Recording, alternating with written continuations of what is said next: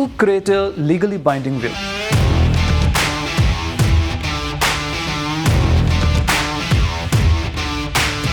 Drafting a will doesn't have to be complicated.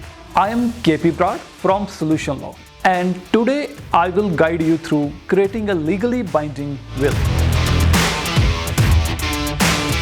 Number 1. List your assets. Identify all your assets, including the property, investments, and personal items. Number 2. Choose the beneficiaries. Decide who will inherit your assets.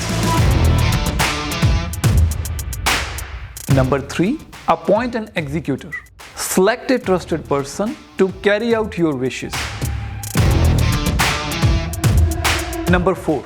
Sign and witness. Ensure your will is signed and witnessed according to state laws. Conclusion. Following these steps helps create a valid will.